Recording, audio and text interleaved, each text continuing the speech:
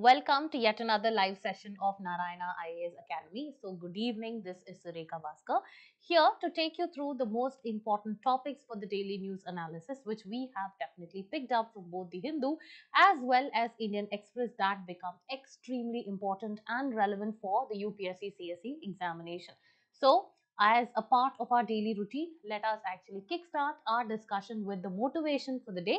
So, what does the motivation for today actually say here? Your direction is more important than your speed. So what does this essentially mean? This is very, very important and an important takeaway from each of our lives.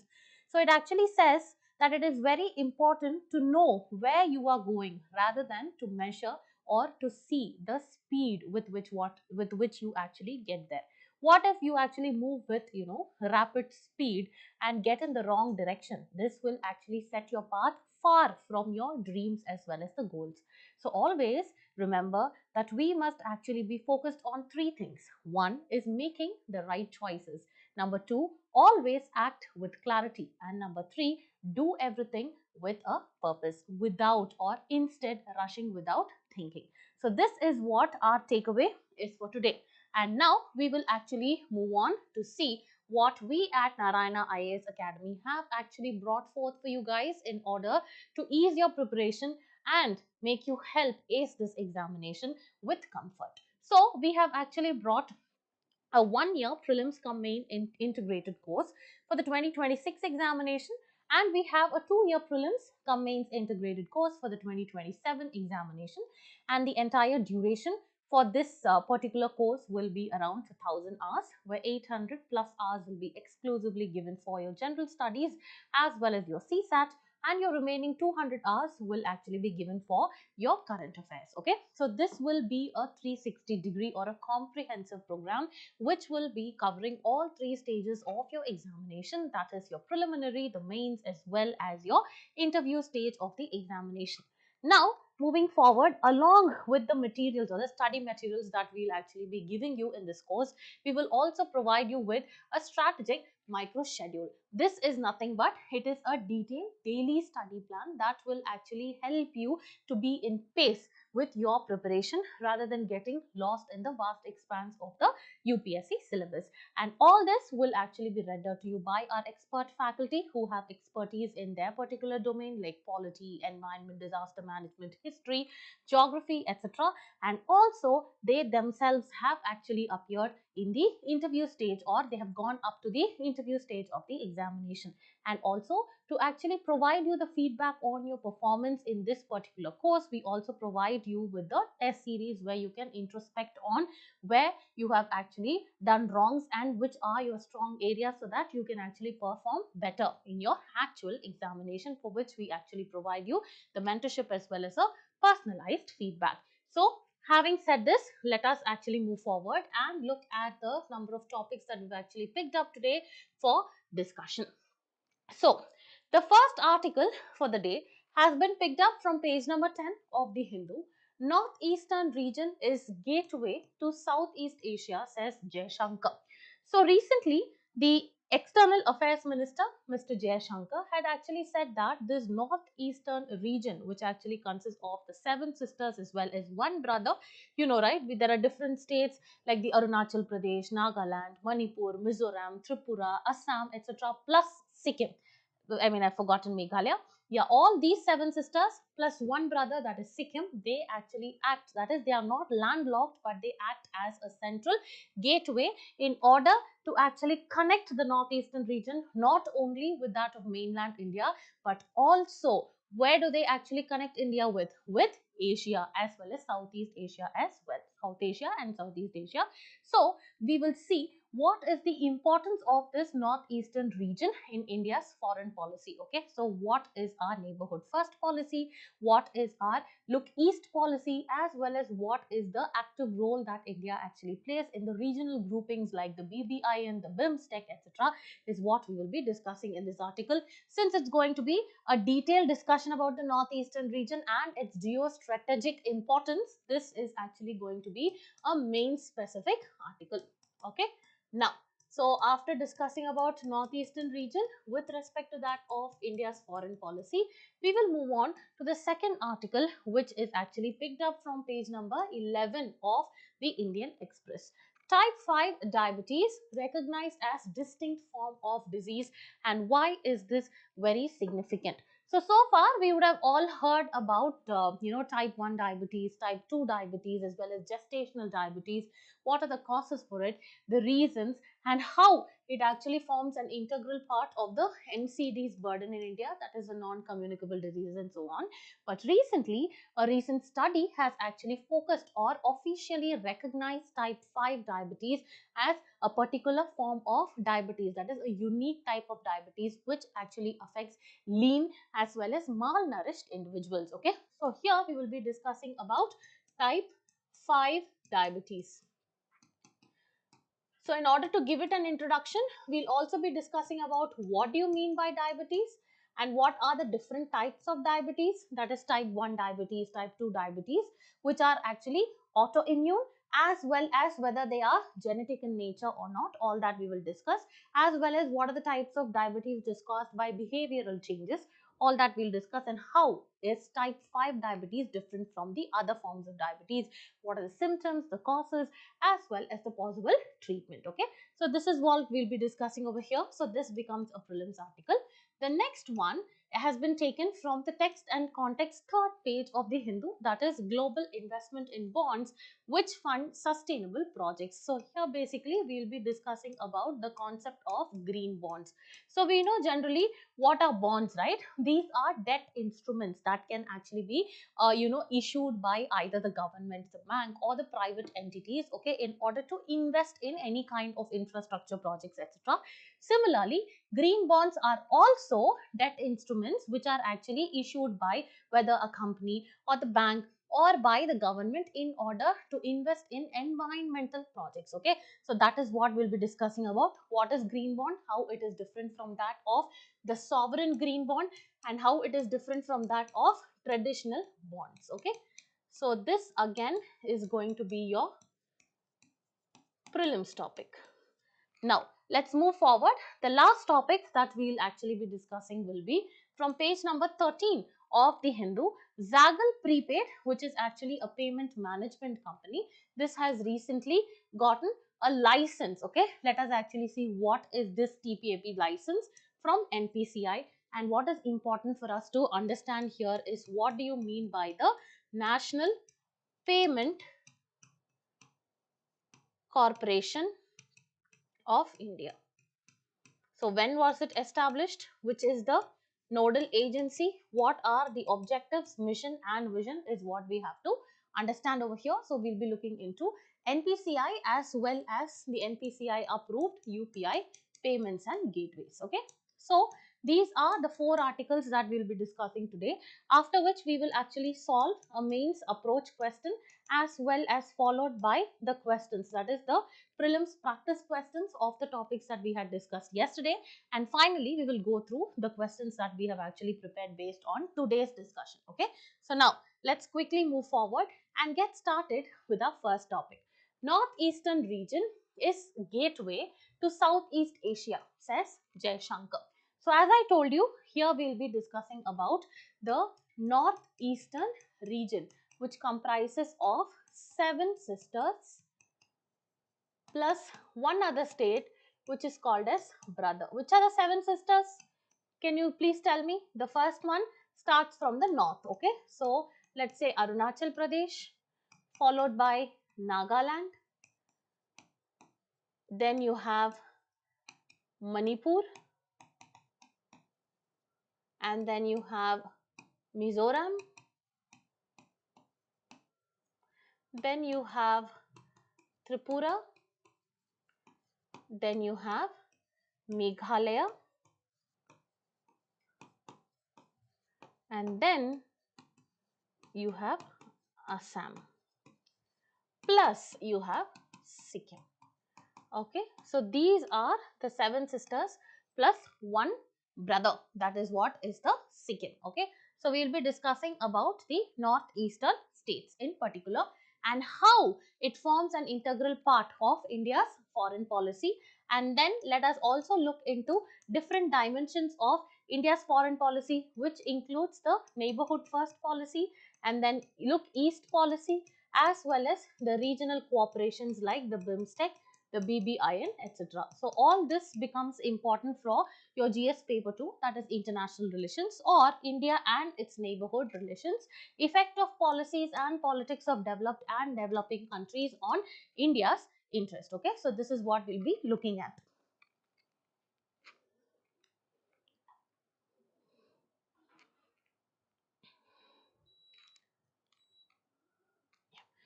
Okay, so now let us actually continue our discussion.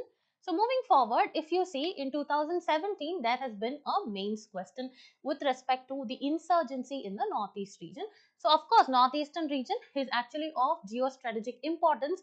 At the same time, it is characterized by a number of challenges like the ethnic violence as well as political instability or volatility, the insurgencies there, the ecological fragility, etc.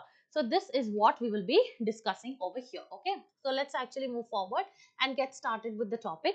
So recently, the External Affairs Minister had said that India's northeastern region, which we'll refer to as NER from now on, is not landlocked. Of course, it's not landlocked, but it actually sets or it acts as the gateway to Southeast Asia. And this actually highlights the centrality of India's neighborhood first, the Act East policy and the BIMSTEC policy. And in all these policies or a part of foreign policies, what is the role of this Northeast region? This is what we will be discussing over here. So first, let us understand about this Northeast region. Okay. So as I told you, it comprises of 8 states, that includes Arunachal Pradesh, Assam, Manipur, Meghalaya, Mizoram, Nagaland, Tripura, as well as Sikkim, collectively called as 7 sisters plus 1 brother. If you see the total amount, or what is the percentage of area that these northeastern states occupy with respect to that of the entire geographical area of India, it is around 7.9 to 8%. At the same time, if you see the percentage of population, it is only 3.8% of the population. If you see the geographical features, the terrain, etc., it has diverse geographic features or physiographic zones that actually includes the eastern portion of the Himalayas. It has different number of ranges as well as hills, such as the Patkai Naga Hills, as well as the Lushai Hills, the Meghalaya Plateau. It also has the Brahmaputra as well as the Barak Valley Plains, which are fertile. Okay. Moving forward, it is also rich in biodiversity, which actually has 2 biodiversity hotspots, that is the Indo-Burma. Burma is nothing but the present day Myanmar. Okay. Indo-Burma as well as the eastern Himalayas. Okay, so these are the biodiversity hotspots that are actually present in the northeastern region. So after understanding the demography, let us actually see what are the different states over here. It starts with Arunachal Pradesh, which is the northernmost, and if you have to arrange in the southern order, then it is actually followed by Assam, then you have Nagaland, then you have Manipur, then you have Mizoram, then you have Tripura, then you have Meghalaya, and finally you actually have your Sikkim over here. Okay, so these are the 7 sisters as well as 1 brother, that is the Sikkim. And here we will be discussing about this particular Siliguri corridor, which is also called as the chicken neck. So we will be discussing about that. Let's see further. Okay, now moving forward, if you further see about what is the composition or the cultural or the ethnic diversity of the northeastern region, this is mostly characterized by ethnic communities or the tribal groups. Around 200 ethnic communities are present over here. And if you see the culture which is actually shared by the people of the northeastern states, here it is a unique confluence of both South Asian as well as your Southeast Asian influences. And this actually forms, that is, this makes the northeastern region as a valuable asset of soft power, that is in India's regional diplomacy. Okay, so from here only it actually spreads to South Asia and further to Southeast Asia. So this is what it is saying. Now if you see historically, what has been the importance that was given to the Northeast Asian regions were, it was actually given a strategic importance under the British rule. That is, this northeastern region was actually acting as a buffer against the expanding China as well as the Burmese population. Burma is nothing but the present day Myanmar. Okay. However, if you see, with a lot of development and lot of political advancements, now it is seen as a very, very important geopolitical hotspot. So let us actually see. Historically, this was strategically significant under British rule because it was acting as a buffer against the expansion of China as well as Myanmar. Now, because of the modern political formation, this was majorly, what was the modern political formation? When did it come? It was basically after India got independence, and then also what happened? There was reorganization that did not take place on linguistic lines. Remember, did not take place on linguistic lines, but which took place on the ethnic as well as the tribal identities. Okay, you would have heard about the Kuki as well as the Zo, right? So all these tribes are there, the Métis, the Nagas, and so on. Okay, so this is what is your northeastern region. Next, if you see the geostrategic significance of NER, can you see here? This is the northeastern region. If you see,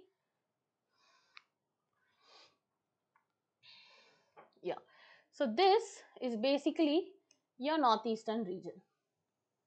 It does not have this region, it has this region. It is this region where you have the Seven Sisters and you have Sikkim over here, and this is India. Now, if you see the surrounding nations, this is actually Bangladesh, here it is Nepal, here it is Bhutan, and here it is China, and further here is Myanmar.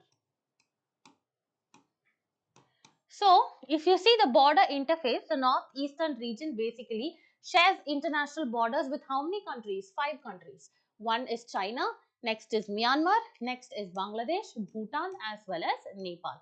Okay, so it forms an important portion or a frontier for India's international or national security, and it is also a vital link to this portion is actually what? South Asia as well as further Southeast Asia. What are Southeast Asian nations? These are majorly the ASEAN members. That is, it includes the Laos, then Vietnam. It actually includes Thailand, Singapore, Malaysia, Brunei, etc. So this is what it is. Okay.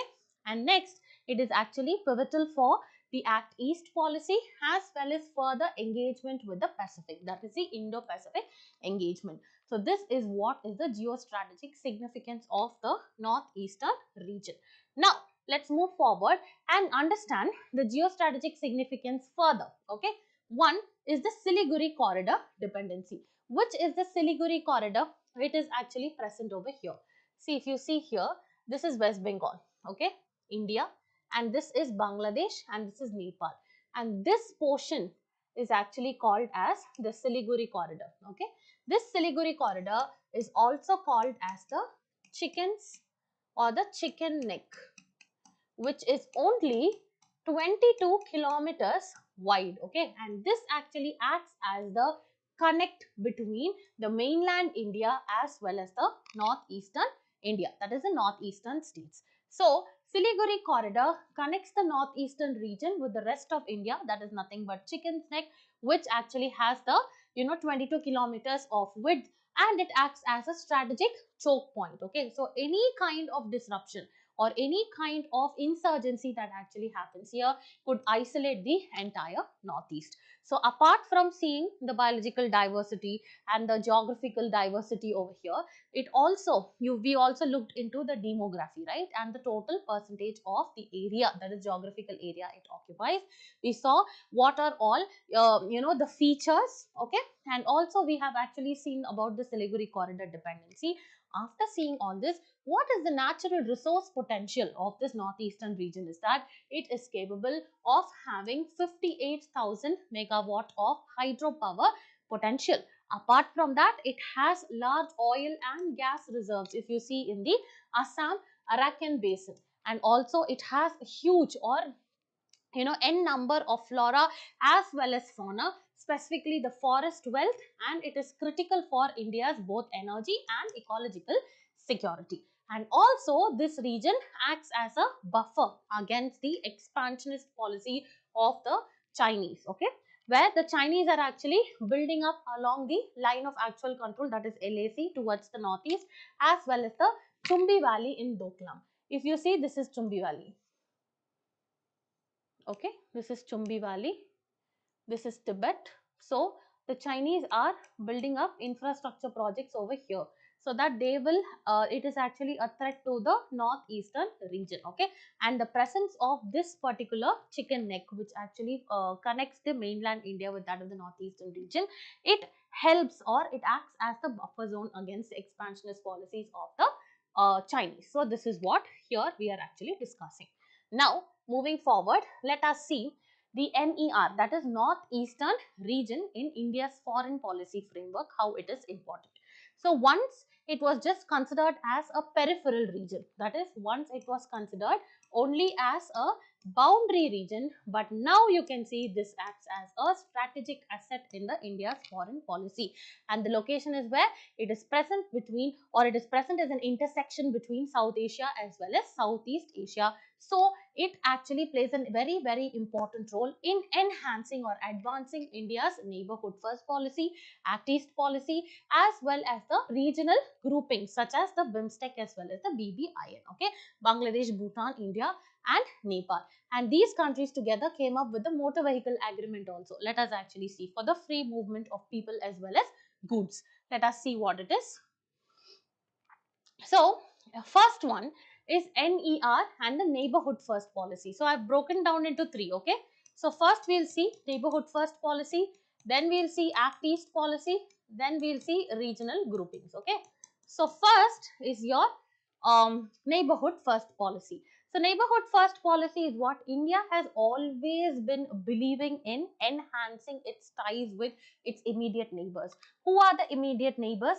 These are the countries like Bangladesh, Bhutan, Nepal and Myanmar, and all these actually share border with the northeastern region. And this region is also vital for what? The land-based diplomacy as well as cross-border connectivity. Let us actually see what are the projects which are over here. The key initiatives include India and Bangladesh rail and road connectivity. So this actually is through the state of Tripura, okay, where you have Agartala to Akhaura rail link. Agartala, where it is present, Tripura, and this is in Bangladesh.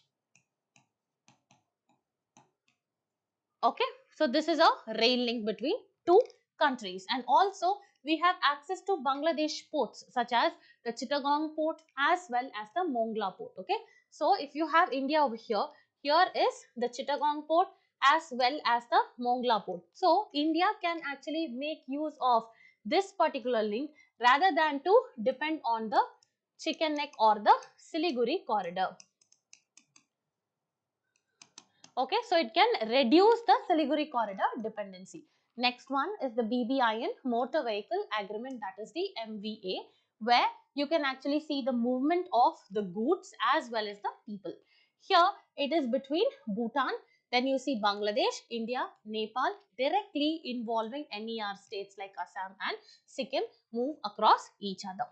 Now, the next one is Act East policy. Okay, so first we saw the neighborhood first policy, what is the kind of relations or the connectivity we actually have over there, and now we are actually seeing the Act East policy. Okay, so India's strategic vision through this Act East policy is to strengthen its ties with the the Southeast Asian or the ASEAN members as well as in the wider Asia Pacific. For that, we've actually come up with a lot of initiatives, one of which includes the India, Myanmar, Thailand trilateral highway. If you see here, there is Thailand, that is the Myawaddy Meset. 1 minute.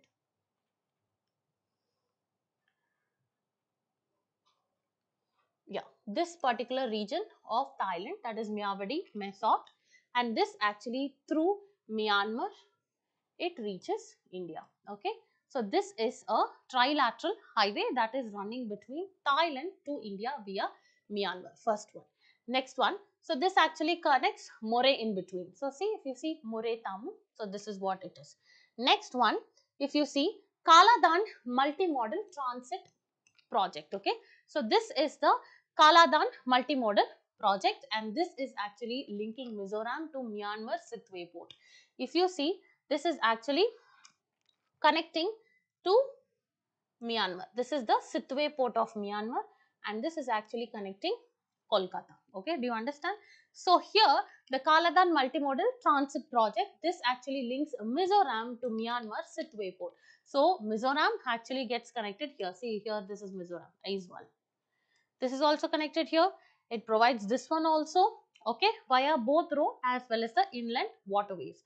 Now we actually can move forward and see there are other broader trade centers also which are present in Arunachal Pradesh as well as Manipur in order to enhance any kind of economic cooperation or integration with Myanmar. Okay, so this is actually the Act East policy and the initiatives. Next, if we see the regional cooperation, we have BIMSTEC. So what is BIMSTEC? BIMSTEC is nothing but Bay of Bengal Initiative for multi-sectoral technical and economic cooperation. So this BIMSTEC is nothing but it is a regional multilateral organization. So there are totally 7 member states, and 5 out of the 7 member states over here, they have geographic proximity to the Northeastern region. So which are the member states? We have Bangladesh, we have Bhutan, we have Sri Lanka, we have Nepal, and then we have Thailand, we have Myanmar as well as India as a part of BIMSTEC. Okay. Now moving forward, NER, that is the Northeastern region, also forms a link between the BIMSTEC sub-region. You can see that it actually forms a link between these regions, that is Bangladesh, Nepal, Sri Lanka, etc. And also India has actually invested in the BIMSTEC master plan for transport connectivity, that is between 2018 to 2028. Okay, so this actually integrates NER, Northeastern region, with the regional networks, whether it is road, it is port, it is rail, or through aviation. Okay, so this is what is NER and the regional what to say, cooperations or the regional bodies. Now, what are the challenges in realizing the true potential of the Northeast region is that, first one, it is always characterized by some kind of insurgency and the ethnic conflict. So it always has fragmented socio-political landscape. So that is why this is extremely volatile or a fragile region. This is one of the reasons.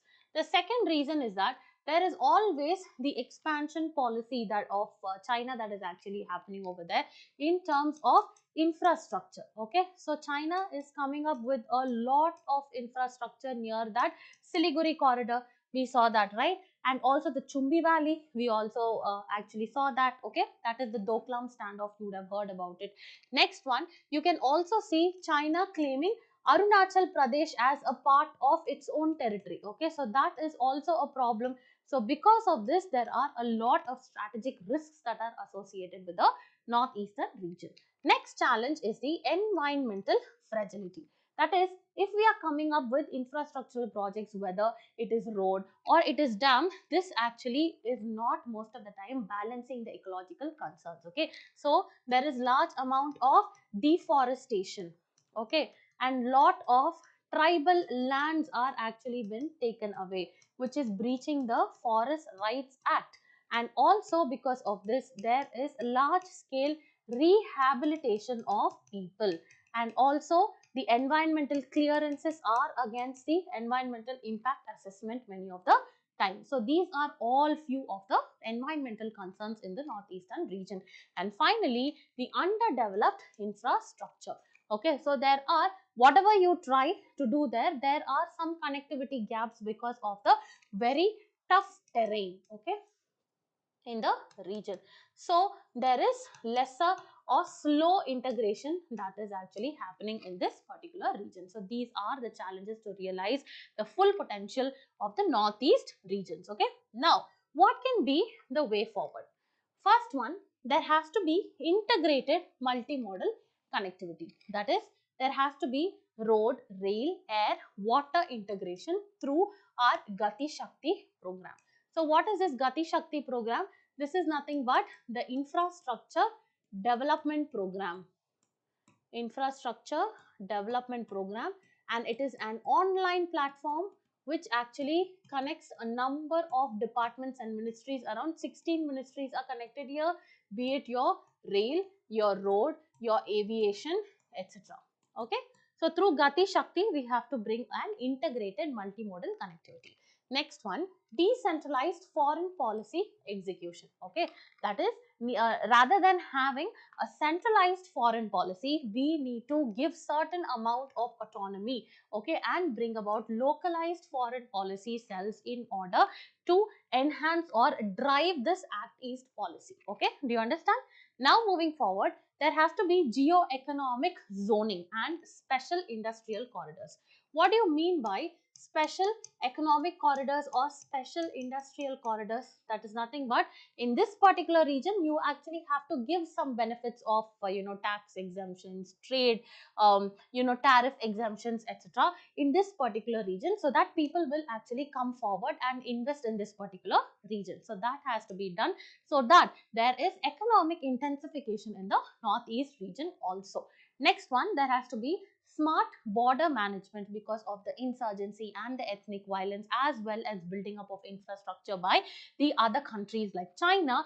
There has to be tech driven surveillance, there have to be integrated checkposts, okay, there have to be border hearts, that is, the management systems have to be proper in order to secure trade as well as people to people ties.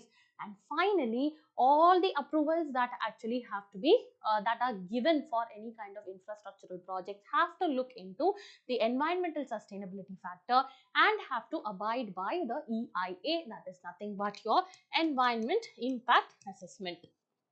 Do you understand? So these are all the way forwards. So far we've actually discussed a very good and a big topic which is very important, that is about Northeastern region.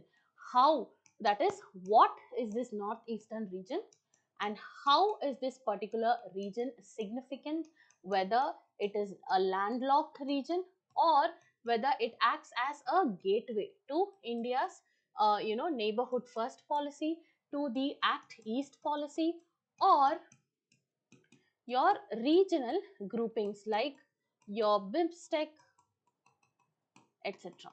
Okay, so this is what we saw, and apart from this we actually saw what are the challenges that the Northeastern policy actually face with respect to the environmental fragility, the insurgencies, etc.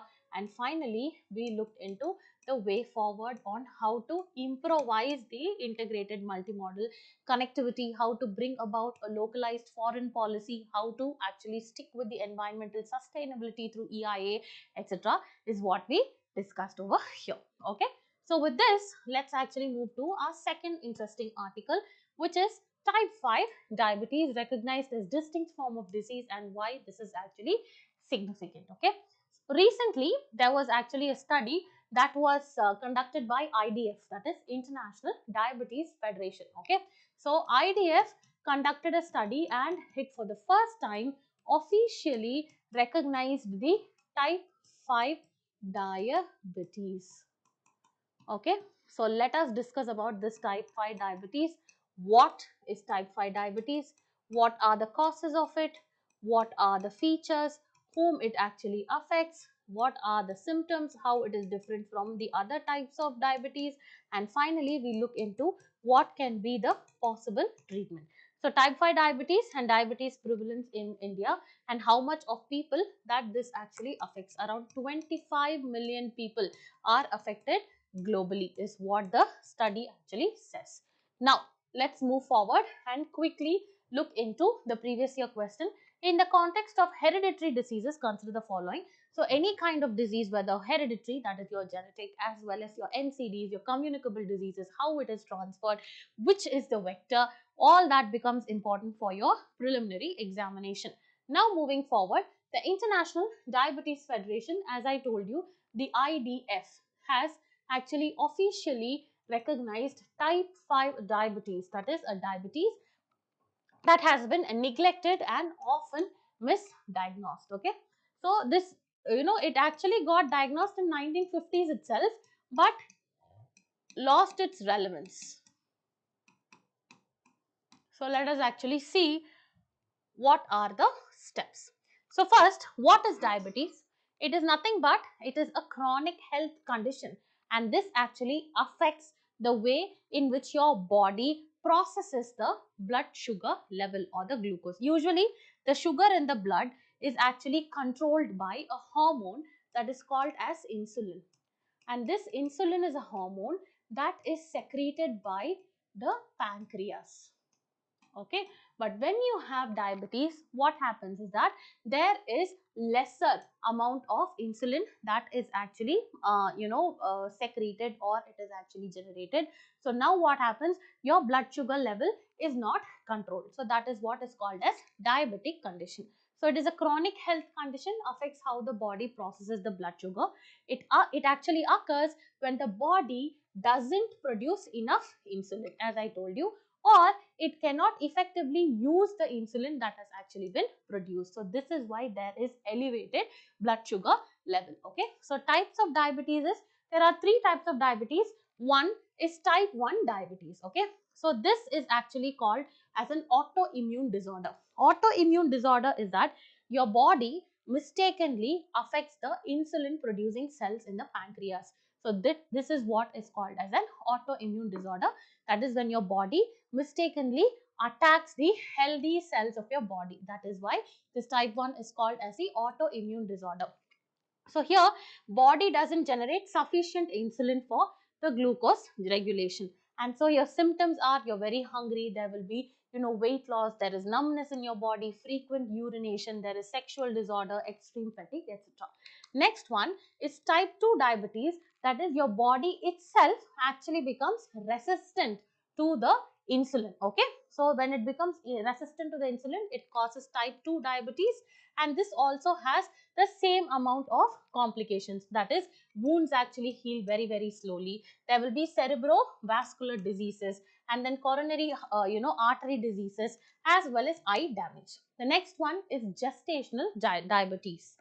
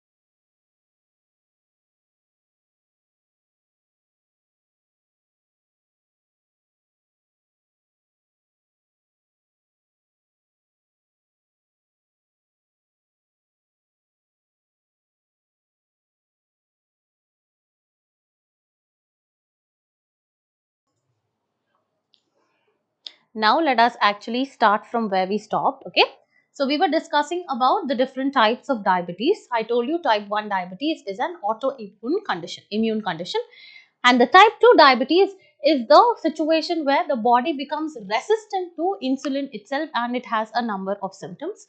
The next one is your gestational diabetes. Okay, so this is gestational diabetes. It usually happens during pregnancy, where the insulin that is actually produced by the body is very less during pregnancy, and after the child is born, that is the mother gives birth, what happens, this usually vanishes, but then it again in some people increases the risk of type 2 diabetes. Okay, so this is what we need to understand over here. So in types we discussed about type 1 and type 2, most common form where the body becomes insulin resistant, and this is actually related to the lifestyle factors, okay, or any kind of behavioral where there is obesity, then excessive taking up of junk food, etc. Okay, or highly processed food.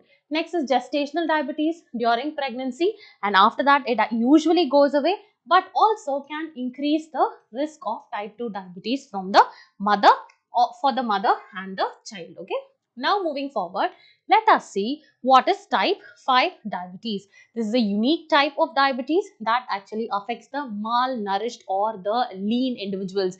Usually they say, no, you are obese, you are, above a particular BMI, you will actually have diabetes and sugar. But that is not the case only with the obese people, but also people who are lean and malnourished with a BMI which is less than that of 18.5.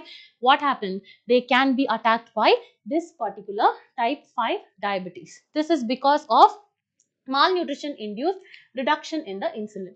Again, there is reduction in the insulin production. Do you understand? The next one, the root cause as we discussed is malnutrition, which actually begins in the womb, because of which what happens, there will be very poor development, or that is why very poor development of the pancreas, because pancreas is what actually gives you the insulin, right? So there will be impaired insulin function, which actually comes later in life. Okay, so this is what is type 5 diabetes, and here it is characterized by very, in individuals who have a very low BMI of 18.5, generally a healthy adult with a proper BMI, that is the BMI should actually range between, it has to be greater than 18.5 to around 24.5. Okay, so this is the healthy BMI. If it is less than that, then they can be prone to the type 5 diabetes, is what the report actually had said. And severely reduced production of the insulin and no genetic or autoimmune triggers. And then there is low level of body fat, protein or fiber or micronutrients. And in this case, you will actually have this type 5 diabetes.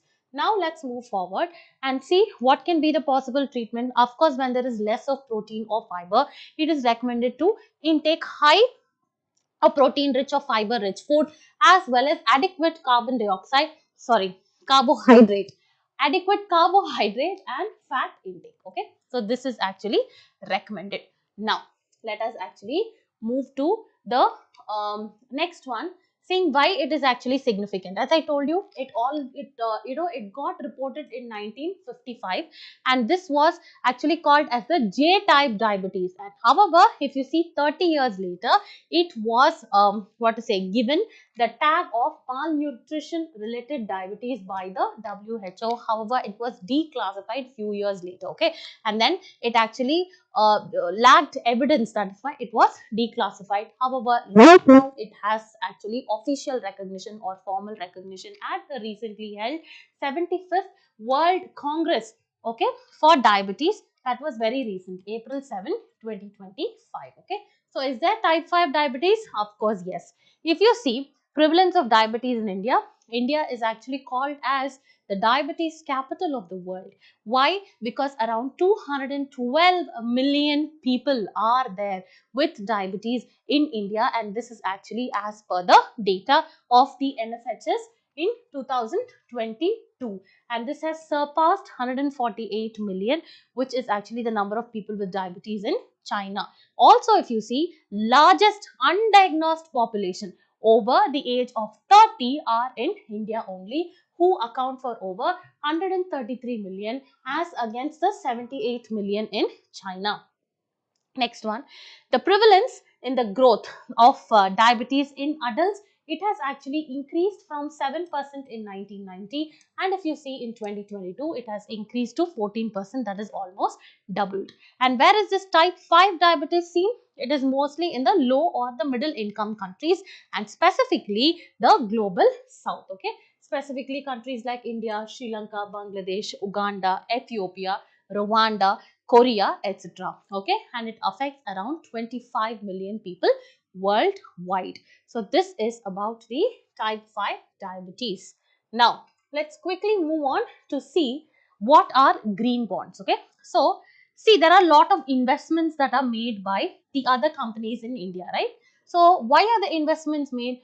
For development in infrastructure. This is thereby to drive the economic growth. So this is why there are global investments. So global investments are also made through bonds. That is, when a particular government, so for example, government of India want to what to say, spend so much of money in health infrastructure, what happens? They'll actually give out certain bonds. Okay.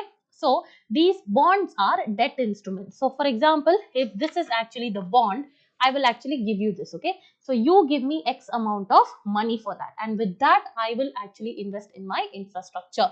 So this is called as bonds. So bonds are generally the debt instruments that can be raised by either government, that can be by the companies or the corporates and the banks as well. Now, what are green bonds? These are also debt instruments, but the investment, that is the money that you actually get from the investors, have to be used only for environment related activities. So this is what we are going to see here. Okay. So here we'll be discussing what are green bonds, and this is important for both the prelims and for the mains examination under paper 3, the conservation, environmental pollution and degradation, and environmental impact assessment, and also under economy under the topic bonds. Okay. Now, moving forward, we will see there has been a question on masala bonds. Okay, in 2016. Those bonds are also very, very important. Now, let's move forward and see the global investments. There was a recent study that was actually held. Okay, so that has found out that the global investments in the green bonds have actually reached around $15 billion, and these are actually funding the projects with positive environmental impact. Educational institutions are seen to utilize this particular bonds. Okay, so universities are increasingly adopting the sustainability frameworks. Okay, that is, they have green buildings, they have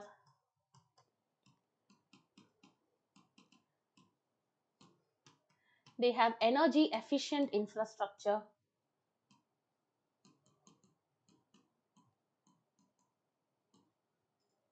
etc. Okay, so this is what it is.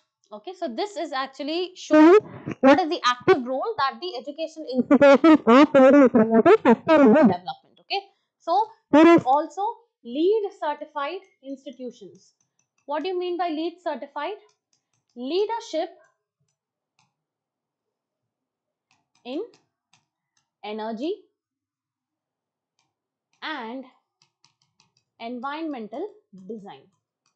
Okay, so once you have this certificate, then what happens? You can actually use your green bond in raising these environmentally sustainable buildings and so on. Okay, so this is what it is. Now let us see what are green bonds. As I told you, these are debt instruments which are used for financing environmentally sustainable projects. It can either be clean energy, that is the renewable energy, it can be sustainable transport, it can be either pollution control or public transport, the biodiversity conservation, etc. And whatever is the amount that is actually earmarked solely for green purposes only, and these can be issued by either the governments, companies, banks or international institutions. Obviously, when it is released only or given only by the government, then it is called as the sovereign green bonds. Okay, now, the proceeds of it are earmarked only for the green projects we saw, and it is definitely certified or it is verified by third parties to prevent greenwashing. So, what do you mean by greenwashing? Greenwashing is nothing but the claim, or the businesses usually, or the corporates usually say that their activities are environmentally sustainable. Okay, but in reality, if you see, they would be resulting in a lot of emission, and that can actually lead to pollution. So declaring that all your activities are environmentally sustainable, but in reality they are not, so that is what is called as greenwashing. So these kind of bonds, when they are issued, they are certified or verified by the third parties in order to avoid this greenwashing. Then it is backed by the issuer's credit, just like the regular bonds. That is what it acts as, regular bonds only, but the proceeds of which is exclusively earmarked only for the sustainable projects like renewable energy, clean energy, pollution, transport, etc. Now, significance. Of course, what does this investment actually do, or what does this bring? It pulls out the money from the private and the institutional investors, thereby leading to climate finance. Next, supports the global commitments like Paris Agreement. Of course, India has actually committed to 1.5 degrees centigrade, okay, reducing this what to say, the average increasing global temperature by 1.5 degree above the pre-industrial limit. So this is the commitment that India has given as per the climate talks or the climate conference, that is the Paris Agreement 2015. Next one, the SDG 30, that actually talks on climate action. Okay. Next significance is it will actually fund more and more clean infrastructure like solar energy, the metro systems, etc. Next one, it attracts the ethical investors who are really interested in sustainability. Next one, enhances India's credibility in global climate leadership. Okay, it is very important strategically also for India. That is what we discussed yesterday, how India's transition to clean energy is a strategic imperative also, apart from being an environmental sustainable nation. Next one, the global context. The first green bond was issued by the World Bank 2008, very important, and total global investment as of 2004 was over $500 billion annually, and the top issuers were European Union, followed by USA as well as China. Now let us see India's context. Okay, so the first green bond issued by Yes Bank back in 2015, and the regulator of this is SEBI, that is the Security and Exchange Board of India, which has come up with the green debt security guidelines, which was issued in 2017, and this got revised in 2023 also. Please go through these guidelines, very important. Okay, next, if you see, there are sovereign green bonds which are issued by the government, that is the sovereign. Okay, that is the country's that is the government. Okay, here first issued in January 2023, and how much of money was raised here? 16,000 crores was actually raised over here, and the funds were actually given to clean energy, green hydrogen, as well as afforestation initiatives. So this is what is the status of green bond in India. Now, role of educational institutions in sustainability. So with respect to green bonds, the educational institutions actually get these in order to fund the solar panels, the green buildings, recycling, and then energy efficiency, etc. Also, these actually help in achieving the sustainable framework, such as there are LEED certified campuses. I told you, right? These are what? Leadership in energy and environmental designs, carbon goals, as well as ESG, that is environmental as well as social governance reporting. Next one, the curriculum integration. The educational institutions actually include the climate change in the courses as well as activities. Then the research and collaboration is focused more on green technology, climate finance, as well as policies with industrial support. And finally, global participation. These kind of institutions actually engage in forums and initiatives promoting environmental sustainability. So these are all very general points. Here, what is important for you is to understand green bonds and who issues it, who was the first entity to actually issue it, how much was the global investment in India, which was the first entity, that is the Yes Bank in 2015, and about the sovereign green bond, when was it first issued? 2023. So this is what you need to know from this particular topic.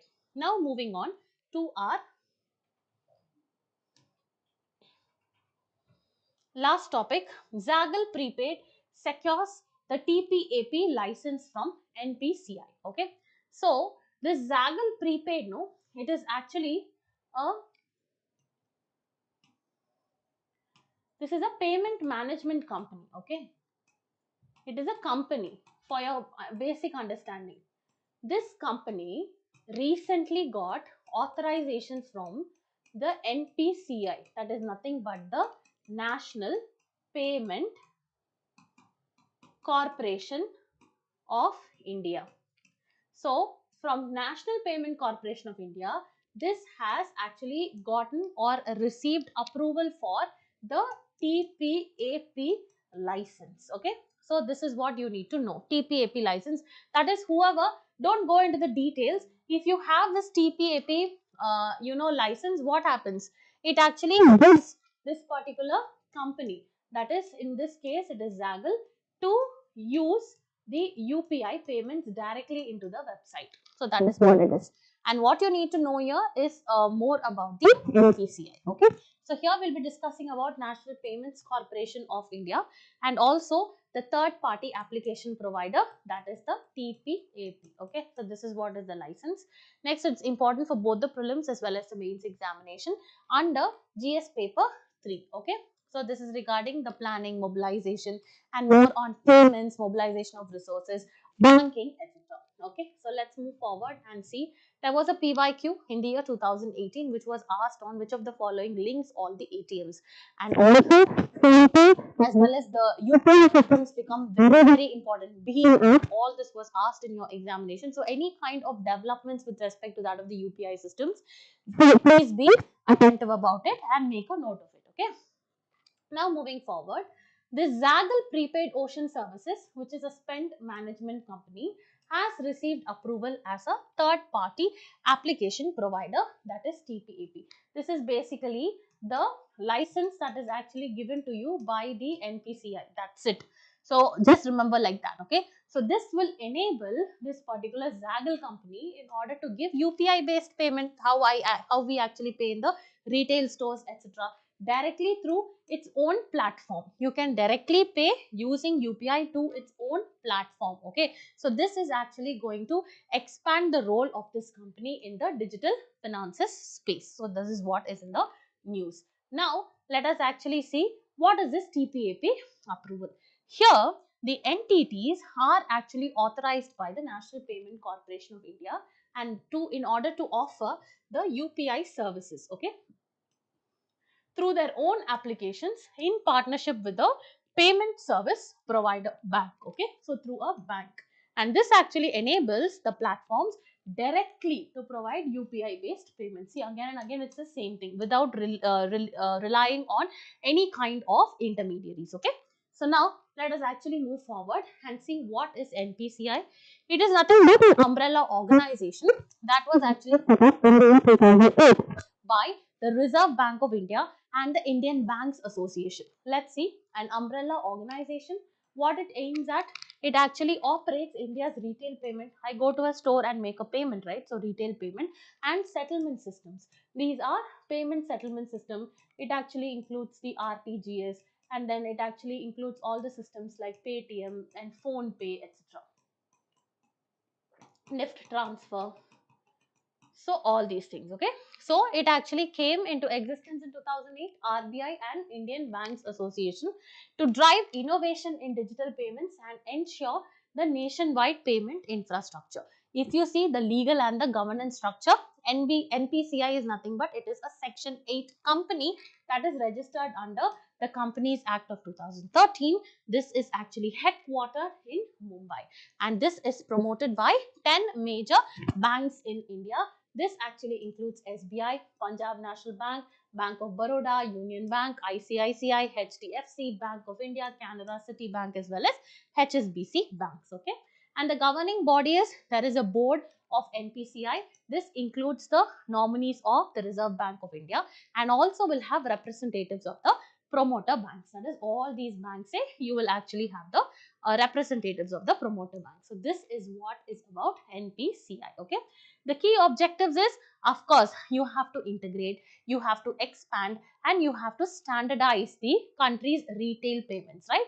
So this is why it was actually there. So this is also aiming at including the financial inclusion. That is, it supports financial inclusion by affordable and secure digital payment platforms like the UPI, RuPay, PhonePe, etc. So this is what this particular article is talking about. Now, let's quickly solve a mains question. So the Northeastern region is no longer India's periphery, but it is a gateway to Southeastern Asia.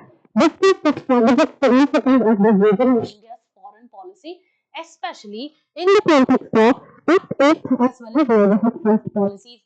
Very, very important question. Okay, so you will actually start with saying that yes, of course, Northeastern region was actually viewed as a peripheral entity. Okay, so it was viewed as India's remote frontier, but it is now a geostrategically very, very important location in India's foreign policy, as it acts as a gateway to both the East policy and the Act East policy, as well as the regional groupings that India is a part of, is what you will start off.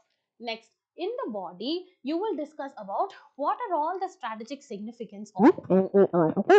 Whether it brings a connectivity bridge to Southeast Asia, how it actually bridges the neighborhood fast interface, what are all the interlinking projects to Calabar multimodal, as well as the trilateral highway that is between Thailand to India, running through Myanmar and through other countries, all that you need to say. And also its importance in BIMSTEC and the BBIN. And finally, what is the resource and security buffer that this area is going to offer is what you will discuss over here. Okay. So after discussing that, in the conclusion, you actually have to say that transformation is very, very unusual. But in order to harness the entire potential of this region, we need to address different challenges that it actually faces. This is what you'll actually have to write in this particular answer. Now let's move forward to solve the questions that were part of the discussion yesterday. So with reference to the powers of the governor in the legislative process and the recent Supreme Court judgment in the state of Tamil Nadu versus the Governor of Tamil Nadu 2025, consider the following statements. The governor, under Article 200 of the Constitution, is constitutionally bound to act on a bill repassed by the state legislature and cannot reserve. Of course, what did the judgment say? When there is a bill that is repassed by the legislature, reserving that for the president is unconstitutional, is what the Supreme Court said, right? So this is correct. And cannot reserve. Yes, this is correct. The Supreme Court has held that president's action under Article 201 are beyond the scope of judicial review. No, it said that it is justiciable. It is not non-justiciable. Okay, so this statement is wrong. The court introduced time limits for the governor and the president to act on the bills invoking Article 142 of the Constitution. Yes, this is correct. So 1 and 3 are correct. So your answer should be option C. Next one. So option C is the answer. Now, the General Data Protection Regulation, GDPR, often seen in news, was drafted and enforced by which of the following countries? The United States, the United Kingdom, the European Union, and the United Nations. So, of course, it is European Union. And also, you must know what are all the AI regulation laws that are passed by different countries from which India should actually take up a lesson, as India does not have a proper or a one national framework in order to regulate the AI. Okay. So this is what it is. Now let's move forward to the next question. These are all the questions that has actually been framed based on today's discussion. So consider with respect to National Payments Corporation of India, whether it is a company which is established jointly by the Reserve Bank of India and India's Banks Association. You need to know whether it is a non-for-profit company, that you need to know. Next one, it is responsible for operating what and what. Okay, you should know that we have discussed now. The next question with reference to the green bond. So all these questions you shall be solving it on our website, the link of which is actually given below in the comment section. So I hope you actually enjoyed the session today. So with all this, we've come to the end of our daily news analysis session. So for more updates as well as live sessions, please do like, share and subscribe to Narayana IAS Academy YouTube channel. I shall actually meet you very soon in one of the next live sessions. So thank you.